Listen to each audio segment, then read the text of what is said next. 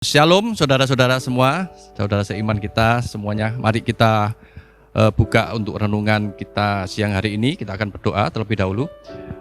Bapa kami yang bertata di dalam kerajaan surga, kami ucap syukur di dalam nama Tuhan Yesus Kristus dan dengan kuat kuasa Roh Kudus.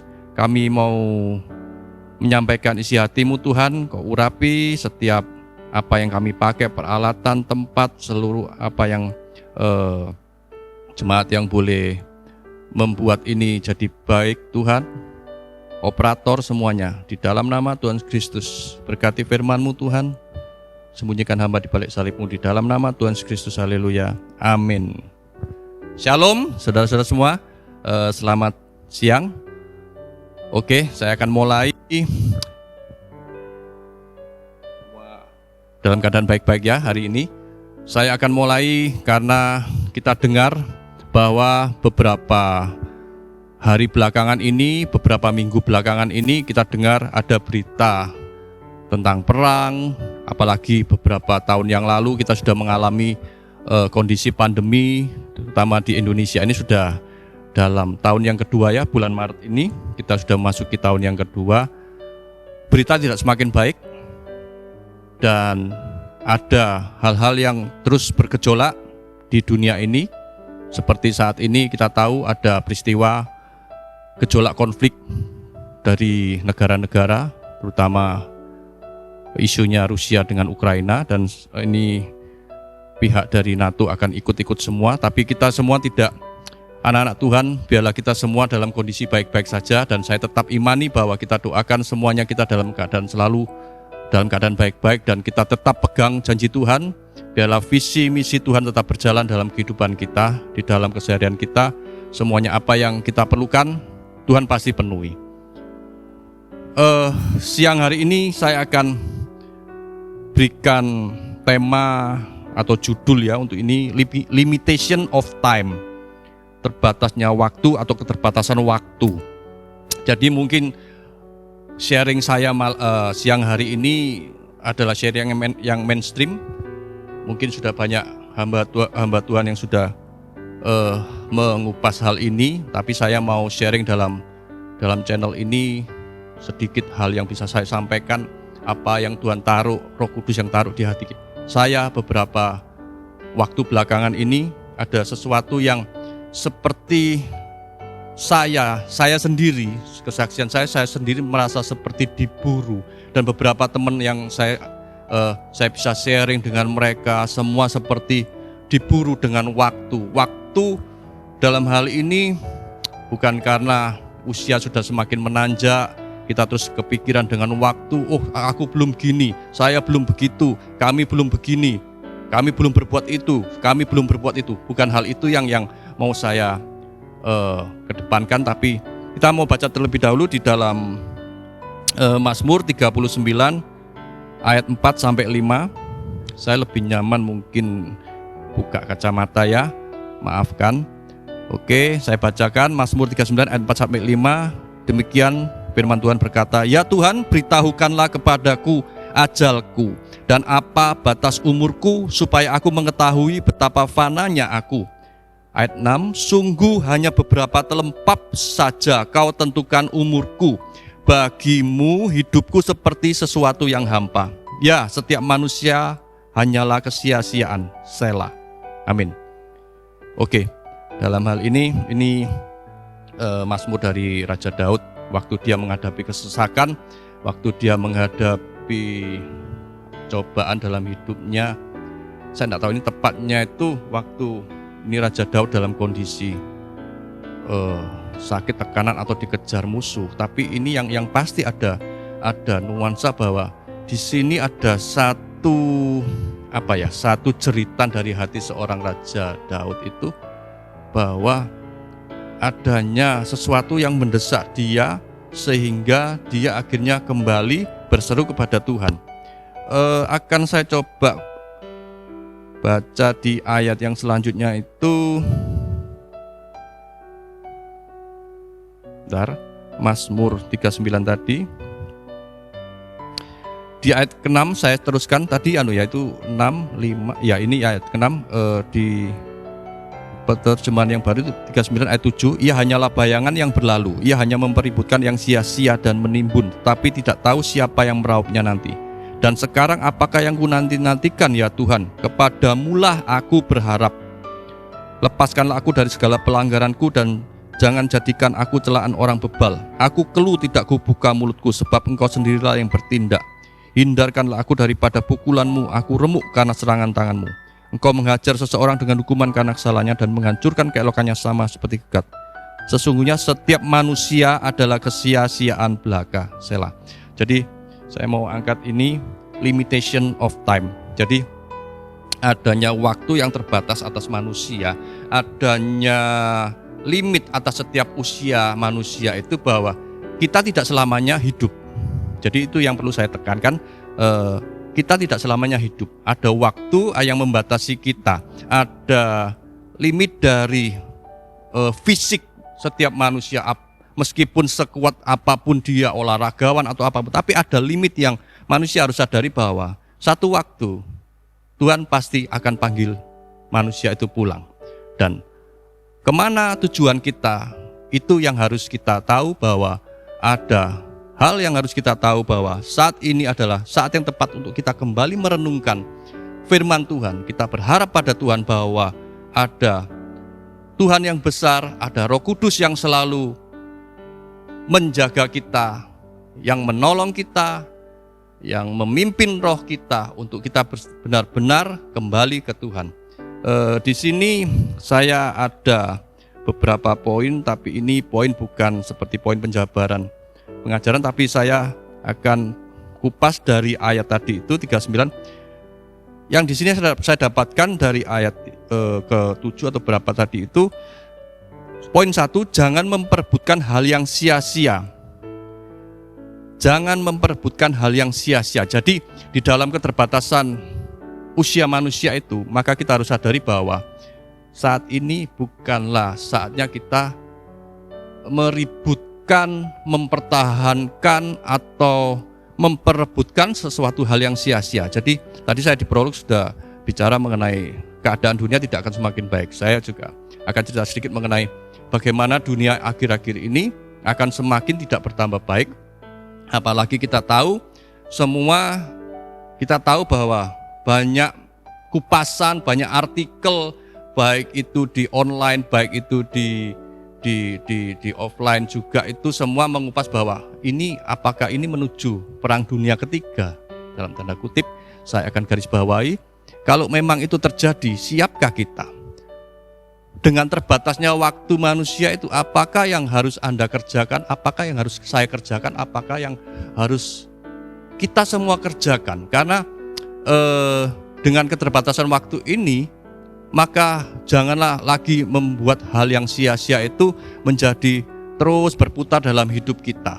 Terutama bagaimana kita, memang tidak salah kalau kita saat ini terus bekerja dengan talenta yang Tuhan berikan, dengan kepandaian, dengan hikmat Tuhan, kita akan terus bekerja seperti untuk Tuhan. Itu pas ada ayat dalam firman Tuhan juga mengatakan bahwa kita harus bekerja seperti untuk Tuhan. Jadi apapun tanggung jawab yang Anda terima saat ini, kerjakan dengan sepenuh hati.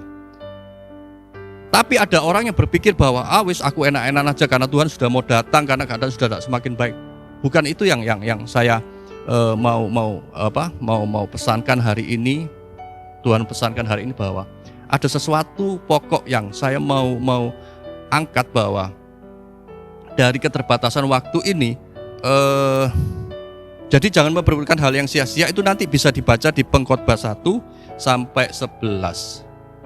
Oke, Pengkhotbah 1 ayat 1 sampai 11 nanti mungkin bisa di Anda pelajari lebih lanjut, karena ini adalah tentang bagaimana seorang raja juga ini, Salomo, itu bisa mengatakan bahwa ini ada hal yang sia-sia juga hidup ini. Kesia-siaan belaka, ini ayat yang 2 saya bacakan langsung aja. Kesia-siaan belaka, kata Pengkhotbah, kesia-siaan belaka, segala sesuatu adalah sia-sia. Apa gunanya manusia berusaha dengan jeripaya di bawah matahari? Keturunan yang satu pergi dan keturunan yang lain datang, tetapi bumi tetap ada. Jadi di sini nanti akan saudara baca ya 1 sampai 11. Di sini ada nada bahwa kesia-siaan belaka yang kalau kita itu hidup tanpa nanti di pengkhotbah yang terakhir itu ada kata-kata diakhiri dengan takut akan Tuhan. Itulah yang paling penting dalam kehidupan setiap manusia. Jadi kemarin saya sempat merenungkan kenapa kok bisa terjadi perang, kenapa kok bisa terjadi perselisihan. Kita tidak usah ngomong bahwa tentang dunia ya.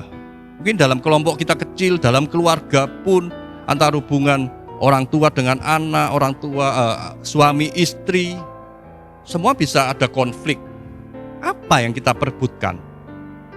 Kalau kita sadar bahwa semua itu adalah kesia-siaan, kan kita lebih baik kita tahu, kita kembali kepada kaidah apa itu yang Tuhan sudah firmankan dalam Alkitab ini. Kita kembali kepada sesuatu yang mula-mula dalam yang saya suka kata-kata, kita kembali ke mainstream apa yang Alkitab ajarkan, bahwa semua berporos pada Yesus Kristus. Semua berporos pada kasih Yesus Kristus, kasih yang agape. Jadi saya melihat bahwa keadaan ini adalah sesuatu yang diperebutkan tentang kesia-siaan. Saya kemarin sempat berpikir begini, apa yang satu negara misalnya konflik ya, seperti saat ini ada Rusia dengan Ukraina yang bisa saya angkat karena ini lagi happening juga. Kalau tidak ada sesuatu di satu negara, di satu tempat, pasti tidak akan ada perang, pasti tidak akan ada istilahnya konflik, saling mempertahankan sesuatu atau memperebutkan sesuatu yang strategis, apakah itu hasil bumi, karena kita dengar bahwa di Ukraina itu penghasil gandum untuk daratan Eropa yang terbesar salah satunya. Dia juga kaya besi, mineral, hasil tambang nikel juga semuanya ada di situ. Minyak juga, tetapi apakah kita tidak akan tahu. Saya juga tidak terlalu meneliti sampai ke dalam bagaimana urusan politik mengenai Rusia dan Ukraina itu, tetapi yang saya ambil pokoknya ini berarti ada sesuatu yang diperebutkan oleh manusia ini. Tetapi pengkhotbah bilang semua itu kesia-siaan belaka. Jadi semua itu sia-sia. Nah, saya tarik kalau kita dengan lingkup yang terkecil, dengan kelompok kita, dengan keluarga, dengan hubungan kita dengan sesama, dengan orang-orang yang harusnya kita menginjil ke mereka, memberitakan kabar baik, tapi kadang konflik itu membuat kita menjadi sesuatu yang konflik itu pecah, bisa terjadi selisih, kita bisa musuhan dengan orang itu. Apa yang kita perebutkan? Saya sering beberapa waktu yang lalu, seminggu 2 minggu saya bertanya, apa yang kita perebutkan ya?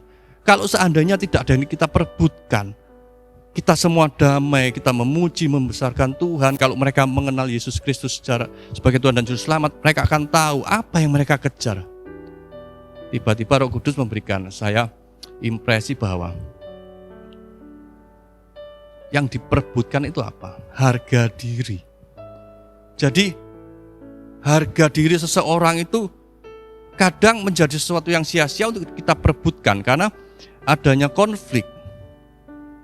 Apakah itu bicara tentang negara, internasional, tentang kita dalam lingkup keluarga, rumah tangga, regional, negara kita, semuanya itu terjadi karena adanya sesuatu yang diperebutkan, dan semua itu mengarah kepada harga diri. Harga diri untuk bagaimana kita bisa memperoleh sesuatu lebih lagi, memperoleh uang lebih lagi, memperoleh harta kekayaan lebih lagi. Karena itu semua mengena kepada sesuatu yang saya tidak mengatakan bahwa harga diri itu sesuatu yang tidak perlu kita pertahankan, tapi apakah itu menjadi satu pokok yang kita anggap sangat penting dalam pengikutan kita kepada Kristus.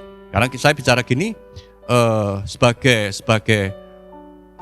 orang, sebagai murid Tuhan Yesus yang saya akan terus mengabarkan sesuatu bahwa kita berpusat kepada ajaran Tuhan Yesus Kristus. Jadi hanyalah kesia-siaan mengenai apa yang kita perebutkan, sekelumit harga diri ataukah itu harta, semua kembali akan berpulang. Seperti kayak perang gini ya, semua senjata, misil, rudal, apapun yang ditembakkan, semuanya akhirnya mengakibatkan justru dampaknya akan semakin negatif. Banyak jiwa manusia semuanya, beberapa akan yang meninggal, ada banyak keluarga dipisahkan dari mungkin suami, mungkin ayahnya di medan perang.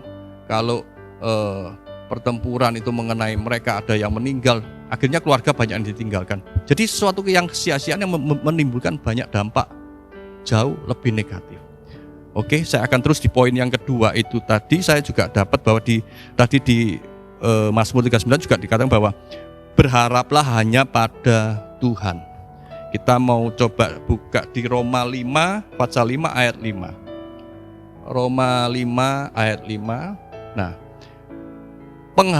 pengharapan tidak mengecewakan karena kasih Allah telah dicurahkan dalam hati kita oleh Roh Kudus yang telah dikaruniakan kepada kita. Jadi pengharapan kepada Tuhan itu jelas di dalam Alkitab banyak ayatnya. Cuma ini saya angkat dari Roma 5 ayat 5 ini saya ambil bahwa pengharapan kepada Tuhan tidak pernah mengecewakan. Pengharapan kepada Tuhan ini tidaklah pernah satu yang kita sebut kesia-siaan.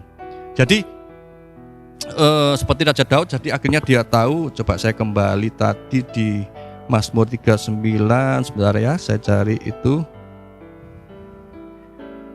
ayat 7 hanya ya. Oke.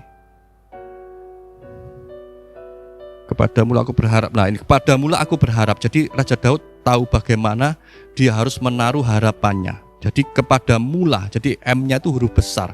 Kepada itu ayat yang 39 ayat 7 atau 8 ya, dalam garis dalam garis kurung itu ayat 8. Dan sekarang apakah yang ku nantikan ya Tuhan, kepadamulah aku berharap. Jadi Raja Daud tahu waktu kesesakan itu menghampiri dia, harapannya satu-satunya hanyalah kepada Tuhan.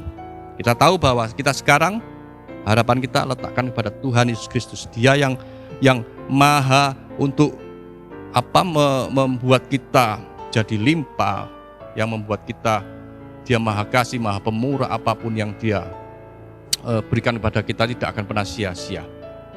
Oke, nantikanlah Tuhan, kuatkanlah dan teguhkanlah hatimu. Ini ada di Mazmur 27 ayat 14.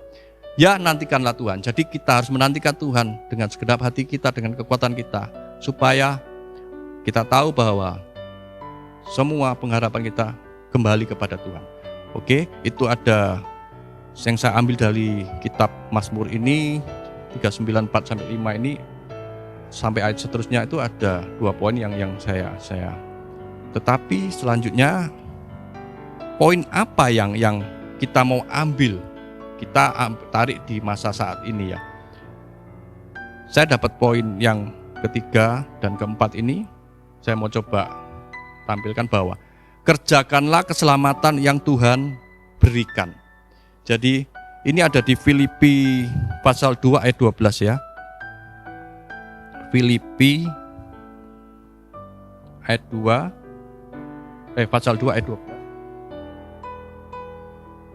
Hai saudara-saudaraku yang kekasih, kamu senantiasa taat, karena itu tetaplah kerjakanlah keselamatanmu dengan takut dan gentar. Bukan saja seperti waktu aku masih hadir, tetapi terlebih pula sekarang waktu aku tidak hadir. Jadi ini surat Rasul Paulus pada jemaat di Filipi bahwa Rasul Paulus dengan giatnya dia mengikut Tuhan, menjadi murid Tuhan dan menjadi pemberita Injil itu sebagai Rasul Tuhan. Dia mengatakan bahwa kerjakan keselamatanmu. Kita sudah mendapatkan keselamatan dari Tuhan itu secara free, maka ini saatnya di poin ini kita harus, setelah kita berharap pada Tuhan, kerjakan keselamatan kita dengan penuh tanggung jawab. Oke, saya akan masuk ke poin berikutnya itu dengan tidak berlama-lama karena ada 2 poin yang belakang ini yang akan saya akan garis bawahi. Kerjakan amanat agung. Jadi ini bisa digandeng ya, kerjakan keselamatan yang Tuhan berikan dan kerjakan amanat agung. Jadi dengan keterbatasan waktu manusia ini, ada pesan Tuhan yang penting kembali ke mainstream apa yang Tuhan Yesus ajarkan di dalam Alkitab, apa yang sudah rasul-rasul tuliskan, nabi-nabi, semua itu semua mengarah pada kerjakanlah keselamatan itu yang sudah Tuhan berikan dan kerjakan amanat agung itu dengan penuh tanggung jawab. Itu ada di Matius 28 19 ayat 20. Ini ayat yang sudah sangat populer juga, tidak perlu saya bacakan saat ini, tapi Anda bisa kupas nanti kembali ke apa yang Tuhan Yesus sebelum naik ke surga dia perintahkan kepada murid-muridnya untuk memuridkan setiap umat manusia menjadi murid Tuhan, baptis di dalam nama Bapa, Putra dan Roh Kudus. Oke, nah ini yang sangat penting yang mau saya garis bawahi. Ternyata dari poin yang 3 dan 4 tadi, kerjakan keselamatan dan kerjakan amanat agung, itu ada urgensi dari limitation of time tadi itu, dari keterbatasan waktu kita sebagai manusia. Ada hal yang harus kita pikirkan waktu kita masih diberi kesempatan, waktu kita masih diberi kesempatan untuk bernafas, masih bernafas untuk hidup. Maka kita apa yang harus kita pikirkan? Jadi di sini saya mendapatkan bahwa tinggalkan warisan firman Tuhan untuk generasi yang selanjutnya. Kita mau baca ini aja ya, di Yakobus 4 ayat 14. Yakobus 4 ayat 14. Sedang kamu tidak tahu apa yang akan terjadi besok. Apakah arti hidupmu? Hidupmu itu sama seperti uap yang sebentar saja kelihatan lalu lenyap. Amin. Jadi sini juga berbicara tentang kesia-siaan dan bicara tentang bahwa umur manusia itu adalah kesia-siaan belaka. Jadi di sini saya mau garis bawahi, kalau kita tahu kita berkejaran dengan waktu, kita punya limit dari usia kita, maka kita harus mewariskan sesuatu yang baik. Kita harus menjadi dampak yang baik bagi keturunan yang selanjutnya. Ini yang selalu saya tekankan waktu saya ada sesi sharing dengan teman-teman. Kita selalu membahas hal-hal apa yang sudah kita bisa berikan dengan generasi berikutnya ini. Apakah kita tetap dalam zona-zona kenyamanan kita tidak memperhatikan kaum muda, anak-anak remaja saat ini. Kalau kita tidak berkejaran dengan waktu, kita akan kalah dengan dunia ini. Kita akan kalah cepat dengan dunia ini, dengan derasnya, bukan hanya deras tapi seperti air bah yang melanda saat ini kaum muda atau apapun, dengan adanya IT, dengan adanya teknologi dia sedemikian rupa, kita tidak bisa membendung. Apapun yang saat ini terjadi, tugas kita dengan keterbatasan usia kita, ini yang harus kita pikirkan lebih jauh. Kita harus garis bawahin benar-benar bahwa kita harus pikirkan generasi di bawah kita. Kita harus jadi orang tua, kita harus jadi pimpinan, kita harus jadi suami, atau yang mau saya katakan, saya lebih suka bahwa jadilah pria yang hadir dalam setiap keluarga. Jadilah seorang ibu yang bijaksana bagi anak-anak Anda. Jadi saya seperti, kadang saya memberitakan hal seperti ini, saya seperti ada aliran yang kuat seperti rasa panas dalam tubuh saya bahwa ini ayo kita sama-sama, karena kita bukan ngurusi hanya generasi kita, tapi yang paling penting generasi di bawah kita.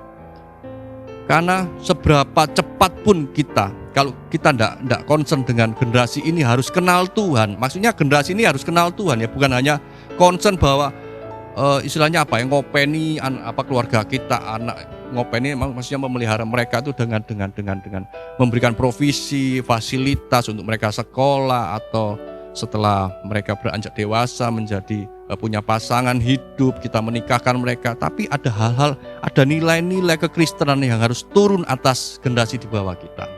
Jadi ini yang perlu kita tahu, bahwa tinggalkan warisan firman Tuhan untuk generasi selanjutnya. Dan ini yang paling penting, bangun visi misi Anda sekarang untuk generasi berikutnya yang takut akan Tuhan.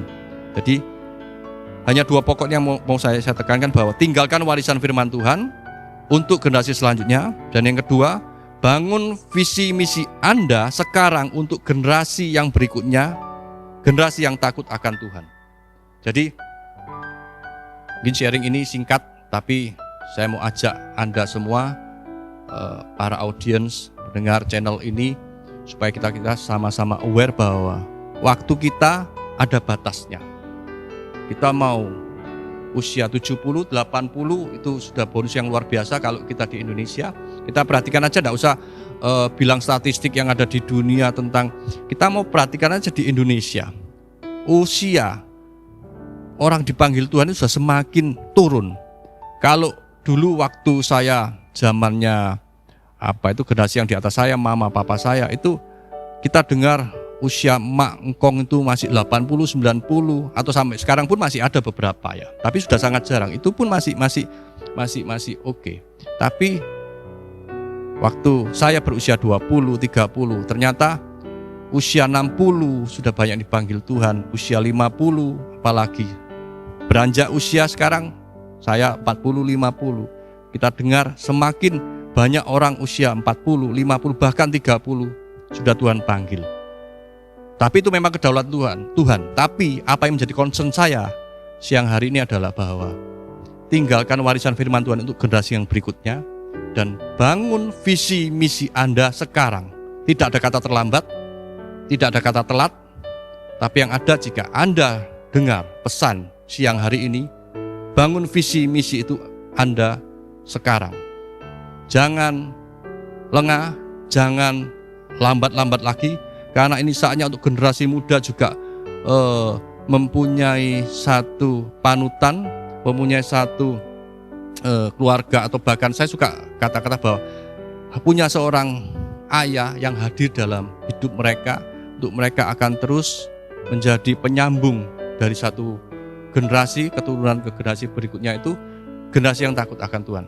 Visi apa yang Anda dapatkan dari Tuhan sudah sejak lama, karena adanya banyak tantangan di dunia ini, banyak visi yang mungkin tentang keluarga, bagaimana dia harus menghidupi keluarga ini, anak-anaknya harus jadi apa, saya harus jadi apa. Mungkin sudah terbengkalai visi itu, tapi saya mau ajak Anda saat ini juga siang hari ini kembali. Jangan takut, bangun visi Anda sekarang, mulai lagi dan kerjakan misi-misi yang ada itu, kerjakan keselamatan itu dengan penuh tanggung jawab. Jangan takut, harapan kita hanya pada Tuhan. Demikian sharing saya untuk siang hari ini. Semoga ini bisa menggugah kita bahwa limitation of time itu bukan menjadi masalah jika kita terus ingat bahwa ini saatnya kita untuk jadi panutan bagi generasi berikutnya. Jadi terbatasnya waktu usia manusia itu bukan menjadi halangan kita untuk terus mengerjakan keselamatan. Yang saya mau sharingkan pesan Tuhan siang hari ini di channel ini. Terima kasih, Tuhan Yesus memberkati. Mari kita mau tutup dalam doa. Tuhan, terima kasih untuk apa yang sudah Kau berikan untuk siang hari ini di channel ini. Kami percaya Tuhan, apa yang Kau mau pesankan melalui, yang Kau mau suarakan Tuhan melalui hamba-Mu. Banyak hamba-hamba-Mu di channel ini yang juga menyuarakan kebenaran Tuhan. Ada sesuatu yang baik, ada sesuatu yang positif Tuhan, untuk kami boleh limpahkan ke generasi berikutnya. Karena kami tahu Tuhan, dengan teknologi ini Tuhan, kami mau ini menjadi jejak digital yang positif, yang bisa dilihat oleh anak cucu generasi kami yang ada di bawah kami Tuhan. Untuk mereka boleh mendengar firman-Mu. Bahkan kami berdoa juga untuk channel ini boleh Engkau pakai terus Tuhan. Bahkan orang yang mungkin belum mengenal Engkau Yesus secara pribadi, mereka begitu mendengarkan channel ini, ada satu hal, ada satu tuntunan Roh Kudus yang akan membuat orang menjadi berbalik kepadamu Tuhan. Karena kami tahu channel ini dibuat bukan sebagai sesuatu yang biasa-biasa saja, tetapi ada hal yang Tuhan mau kerjakan supaya kabar baik Injil-Mu terus diperdengarkan. Dan biarlah amanat agung Matius 28, 19, 20 itu akan terus kami pegang Tuhan. Kan kami pegang Tuhan, kami mau menjadi orang yang Kau pakai Tuhan untuk menyelamatkan banyak jiwa. Di dalam nama Tuhan Kristus, berkat-Mu melimpah Tuhan atas tempat ini, atas setiap apa yang sudah dikerjakan oleh hamba-hamba-Mu. Kami percaya hanya nama-Mu yang dipermuliakan. Di dalam nama Tuhan Yesus Kristus kami sudah berdoa, ucap syukur untuk semuanya. Haleluya, amin.